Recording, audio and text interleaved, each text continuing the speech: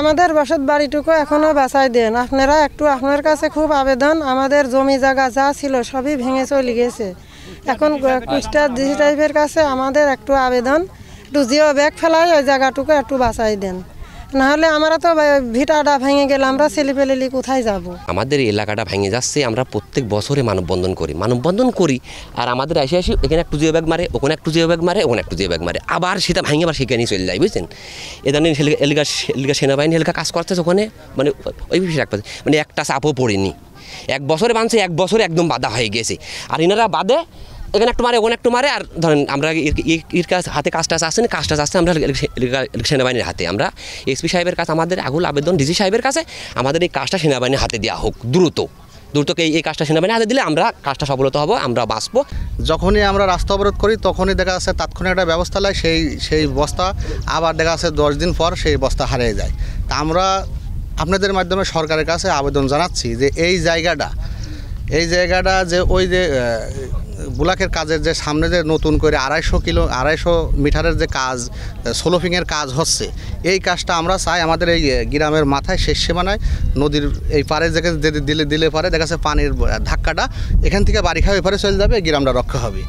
এই দ্বিতীয় কথা হচ্ছে আর জিও ব্যাগ যেভাবে জিও ব্যাগ দিচ্ছে, এটা আমি মনে করি পানি উন্নয়ন বোর্ডের কোনো গাফলতি আছে। যেভাবে জিও ব্যাগ দেয়, এই জিও ব্যাগে কোনো কাজ হচ্ছে না।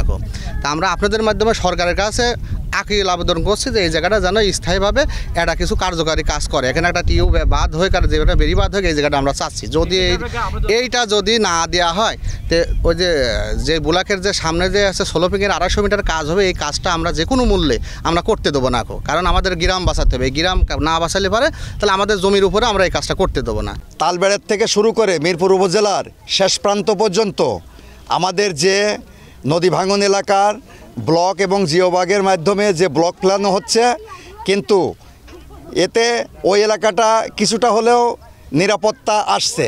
কিন্তু এখন আমরা মূল এখানে মানববন্ধন করছি, বিষয়টা এরকম যে যেখানে পানি উন্নয়ন বোর্ড এবং কর্তৃপক্ষ সীমানা নির্ধারণ করে দিয়েছে বলবেড়িয়ার শেষ সীমানা পর্যন্ত, সেই পর্যন্ত যদি আমরা জিও ব্যাগ ফেলায়ে এবং ব্লক ফেলায়ে যে নিয়ন্ত্রণ বাঁধ আছে সেখানে ইউড্রেনের মাধ্যমে যদি আমরা যাই, কি তার পাশাপাশি কি হবে, ক্ষতিগ্রস্ত হবে। আমাদের আজকে মূল দাবি সেইটুকু না করে আমাদের আরও 500 মিটার উত্তরে এসে যদি ইউড্রেনের মাধ্যমে আমরা যদি বন্যা নিয়ন্ত্রণ বেড়িবাঁধে যাই, তাহলে এই মুন্সিপাড়ার অগণিত ঘর বাড়ি, স্কুল, বিভিন্ন স্থাপনা নদী ভাঙন এলাকার থেকে রক্ষা পাবে।